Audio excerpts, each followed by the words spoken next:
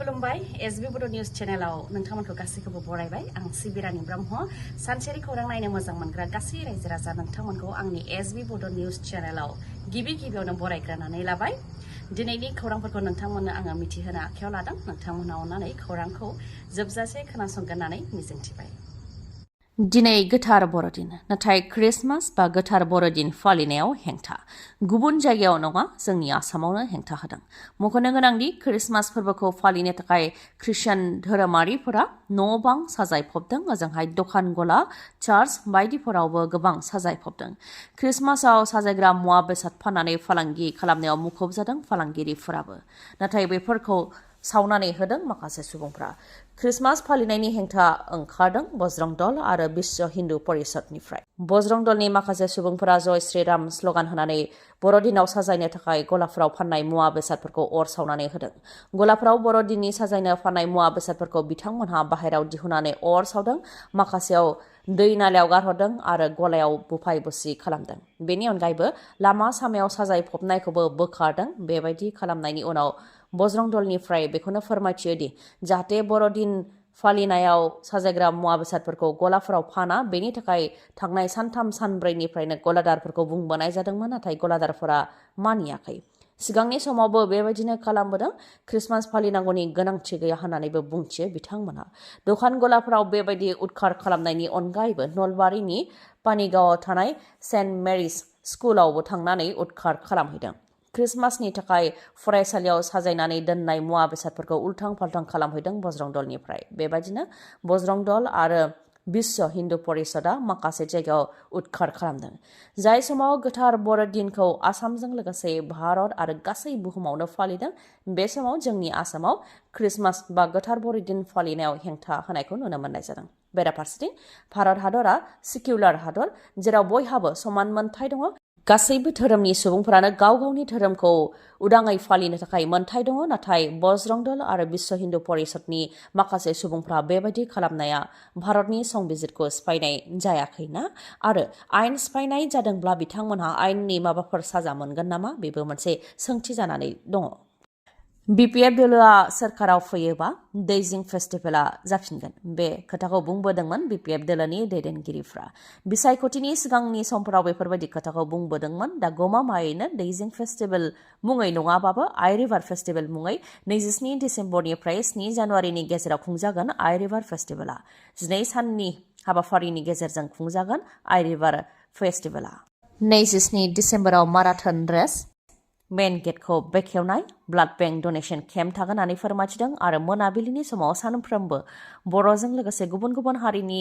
मेथाइ रोजाबनाय जागोन होननानैबो फोरमायथिदों बेनि अनगायैबो मैदेर गाखोनाय गराय गाखोनाय खिरखिरि खेला बायदि थागोन लोगोसेनो मिना बाजार एक्सप' आरो गुबुन गुबुन आइटेम जानाय लोंनायफोर थागोन होननानै फोरमायथिदों टिकेटआ सासेयाव 20 राङै लानाय जागोन मोनानि 11 रिंगासिम थागोन होननानैबो फोरमायथिदों जायनाखि साखाथियावनो लावखार ओंखाम जाग्रा थावनि दङ बे लावखार ओंखाम जाग्रा थावनियाव फैनायजों लोगोसे बेयाव आइ रिभार फेस्टिभेलावबो हाबनो हागोन होननानै फोरमायथि खुंफुं आफादनिफ्राय जायनाखि सिगांनि समफोराव दैजिं फेस्टिभेल मुङै खुंबोदोंमोन नाथाय देग्लाय आइ रिभार फेस्टिभेल मुङै खुंनाय जादों बेनि सायावबो खुंफुं आफादनिफ्राय फोरमायथियो दि दैजिं फेस्टिभेल जानायनि सिगां बेयाव आइ रिभार फेस्टिभेल मुङैनो खुंबोनाय जादोंमोन नाथाय देग्लाय माखासे सुबिदाखौ हास्लाबैनि थाखाय आरो सोरखारनिफ्राय माखासे हेंथा मोननायनि थाखाय बा बादा मोननायनि थाखायनो आइ रिभार फेस्टिभेल मुङै खुंनायखौ जादों 150 सोद्रोमाफोरा गाव गावनि पकेटनि रां बाहायनानै बे फोरबोखौ खुंदों होननानै फोरमायथियो खुंफुं आफादनिफ्राय कार्बि आंलं अट'नमास काउन्सिलाव थानानै कार्बि गो बेक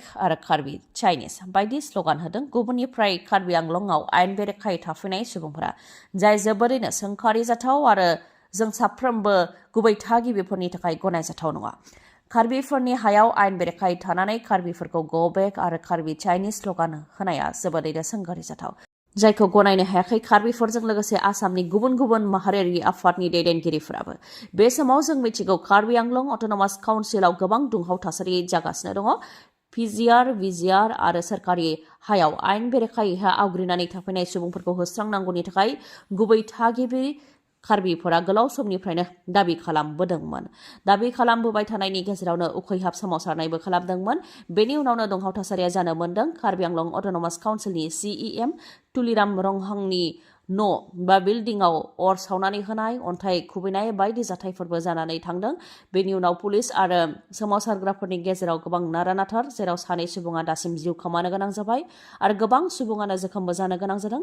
बेफोरबायदि जाथाय जानायनि उनाव इन्टारनेटबो बन्द खालामनानै होदों कार्बि आंलं आरो सोनाब कार्बि आंलं जिल्लायाव। बेनि अनगायैबो कार्बि आंलंआव आयेन बेरेखायै थाफैनाय गुबुन सुबुंफोरनि न' बां गला बायदिफोरखौबो सावनानै होनाय जाथाय जादों कार्बि आंलंआव। दा गुबुननिफ्राय कार्बि आंलंआव थाफैनायफोराबो गोलाव गोलाव गन, प्ले कार्ड बायदि लानानै ओंखारदों। गुबै थागिबि कार्बिफोरनि हेंथा जानानै ओंखारदों बिथांमोनहा। आखायाव प्ले कार्ड लानानै कार्बि गो बेक, कार्बि चाइनिज गो बेक बायदि स्लगान होदों, जायखौ सहायनो हायाखै गुबै थागिबिफ्रा। कार्बि आंलंआव आयेन बेरेखायै थाफैनायफोरनिया इउपि, बिहार गावसिनि रायजो दंखायो, नाथाय कार्बिफोरनिया कार्बि आंलं अट'नमास काउन्सिलल' दङ। बेयावबो जुदि रैखाथि गैयाब्ला, 6 शिड्युलाव ट्राइबेलफोरानो जुदि रैखाथि गैयाब्ला ट्राइबेलफोरा बहा थांगोन होननानैबो बुंथियो कार्बि सोमावसारग्राफोरा। ओजोंहाय बे जाथायखौ लानानै आसामनि गिबि मन्थ्रि डक्टर हेमन्त बिश्व शर्मा बिथाङा बुंथियो दि कार्बि आंलं अट'नमास काउन्सिलाव गुबुननिफ्राय थाफैनायफ्रा 65% आरो कार्बिफोरा 35% जानानै दङ। बेखौ बिथांमोनहा मोनदांदों, जायनि थाखाय बिथांमोनहा गुबुननिफ्राय थाफैनायखौ होखारनो दाबि खालामदों। नाथाय बेफोरो सावरायनायनि गेजेरजों जागोन होननानै बुंथियो गिबि मन्थ्रि बिथाङा। साइबार क्राइमनि आखायाव हमजानो गोनां जादों 3 सुबुंफोरा। नंखाय एकाउन्ट बानायनानै रां लुथिदोंमोन 3 सुबुङा। मुङा फारियै सादेन बसुमतारी, दिना सिं, गंगा चन्द्र ब्रह्म। 3बो 6 माइल आरो पान्जाबारियाव थानानै जेयाव फोनाङोमोन बा जे सायोमोन। नंखाय एकाउन्ट बानायनानै रां लुथिबोदोंमोन 3 सुबुंफोरा। दा साइबार क्राइमनि आखायाव हमजानो गोनां जाबाय। 6 माइल आरो पान्जाबारियाव थानाय बिसिनि न'निफ्रायनो हमनानै लानानै फैदों साइबार क्राइमनिफ्राय। फिन उरां जाब्रबथाय जादों हादराव। गंसे प्राइभेट जेटआ क्रेश जानायनि जाहोनाव उराङाव थानाय गासै 8 सुबुङा जिउ खोमानो गोनां जादों। लिबियानि आर्मि चिफ आल हादद बिथाङा बे जाब्रबथायाव जिउ खोमानो गोनां जाबाय। लोगोसेनो आर्मिनि गुबुन गुबुन अफिसारफोराबो बे जाब्रबथायाव जिउ खोमानो गोनां जाबाय।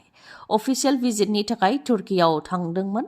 बेनि उनाव फैफिननाय समावनो तुर्कीनिफ्राय टेक अफ जानायनि दसे उनावनो कन्टेक्ट लस जादों, जायनि जाहोनाव प्राइभेट जेटआ क्रेश जादों आरो बे दुखुनांथाव जाथाया जानो मोन्दों। टेक अफ जानायनि माखासे समनि उनावनो इलेक्ट्रिकेल फेलियर जादोंमोन। टेक अफ जानायनि दसे उनावनो इमार्जेन्सि लेन्डिंनि थाखाय कन्टेक्टबो खालामदोंमोन होननानै मिथिहोदों। बेनि उनाव कन्टेक्टखौ मोननो हायाखै बा कन्टेक्ट लस जादों, जायनि जाहोनाव बे गिख्रंथाव जाब्रबथाया जानो मोन्दों। जाथायाव गासै प्राइभेट जेटआव थानाय 8 सुबुंफोरा जिउ खोमानो गोनां जादों।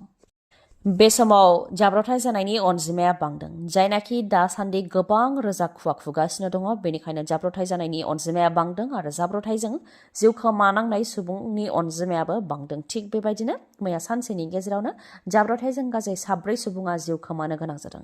मरिगावनि आलिसांगायाव 2 सुबुङा जायगायावनो जिउ खोमानो गोनां जादों। भलिबल नायखांनानै मोनानि समाव न' फारसे फैबाय थानाय समावनो गोबां रोजा खुवा खुफबनायनि थाखाय नसनियाव मोनसे वालाव सौख्रांहैदों, जायजों बिकास दास आरो रन्जन पाट मुंनि सुबुङा जायगायावनो जिउ खोमानो गोनां जादों।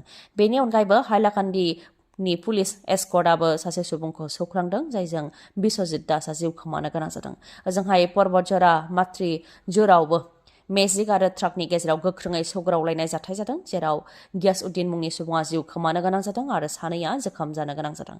जोखोम जानांनाय 2 सुबुंखौ धुब्री मेडिकेल कलेजाव दैथायहरनाय जादों। काजिरङा हाल्दिबारियावबो ना लाबोनाय गारि आरो ट्राकनि गेजेराव गोख्रोङै सौग्रावलायनाय जाथाय जादों। गंनैबो गारिया सौग्रावलायनायनि उनाव बेलथायहैदों, जायजों माखासे सुबुंफ्रा जोखोम जानो गोनां जादों। बेबायदिनो जोबोद रोजा खुवा खुफबनायनि थाखाय दासान्दि जाब्रबथाय जानायनि अनजिमाया बांदों आरो जाब्रबथायजों सुबुंनि जिउ खोमानांनायनि अनजिमायाबो बांदों, लोगोसेनो जोखोम जानायाबो गोबां बांदों। कार्बि आंलं अट'नमास काउन्सिलनि CEM तुलिराम रंहांनि न'खौ JCBजों सिफायनाय जाबाय। जों बयबो मिथिगौ कार्बि आंलं अट'नमास काउन्सिलाव बे समाव गोबां दुंहाव थासारि जानानै दङ। सोमावसारनाय रायजो राजाफ्रा रागा जोंनानै CEM तुलिराम रंहांनि न'खौबो अर सावनानै होदोंमोन, जायजों न'आ खावसे खामफ्रामदोंमोन। बेबायदि जाथाय जानाय लोगो लोगोनो बा बेबायदि जाथाय जानायनि उनावनो तुलिराम रंहांनि न'खौ JCBजों सिफायनाय जादों आरो बायखोन्दा न' बा थुख्रा-थुख्रि न'नि थुख्राफोरखौ दैयाव लांनानै गारहैनाय जादों। नाथाय बेखौ लानानै गोबाङानो गोबां सोंथि खालामदों बा सन्देह खालामदों। माखासे दैदेनगिरिफोरजों लोगोसे ओनसोलनि रायजो राजा बा गुबै थागिबिफोरा बिनि सायाव सन्देह खालामदों। जेरावनाखि CEMनि न'खौ अर सावनानै होनाय जादोंमोन बे न'आव गोबां गोनां फोरमान बिलाइ बा बायदि गोनां मुवा बेसादफोरबो थानो हागौमोन नाथाय रायजो राजाफ्रा न'खौ अर सावनानै होनायनि उनाव बे न'आव आनजाद नायफैनाय जादोंना जायाखै बा पुलिसा फैनानै रिपर्ट खालामफैदोंना फैयाखै बेनि सायाव सन्देह जादों। न' सावनाय लोगोनो JCBजों बेखौ एरखुनानै दैयाव गारहैनायखौ लानानै गोबां सन्देह खालामदों। बेनि मादाव माखासे दैदेनगिरिफ्रा बुंथिदों दि CEM तुलिराम ब्रह्मनि न'आव जानो हागौ दोनखुमानाय गोबां फोरमान बिलाइफोर दंमोन, रां रुफा दंमोन आरो गोनां मुवा बेसादफोर दंमोन। बेनिखायनो बेफोर गासैखौबो दोनखुमानो थाखायनो दैयाव गारहैदों जानो हागौ होननानै सन्देह खालामदों। बेनि अनगायैबो बिसायख'थिनि समाव बाहायनाय हाथियार आरो गुलिफ्रा दंमोन जानो हागौ। बेनिखायनो बेफोर गासैखौ दोनखुमानो थाखाय JCBजों सिफायनानै हाखराव गारहैदों बा दैयाव गारहैदों जानो हागौ होननानै सन्देह खालामदों। खौरांखौ जोबजासे नायनायनि थाखाय आंनि गोसो गोरबोनिफ्राय रोजा खुलुमनायखौ जासिहरनाय थाबाय। गाबोननि समाव आरोबाव जों बेबायदिनो गोदान खौरांजों लोगोसे लोगो मोनफिनगोनखौ मिजिंथिबाय। गोजोन्थों।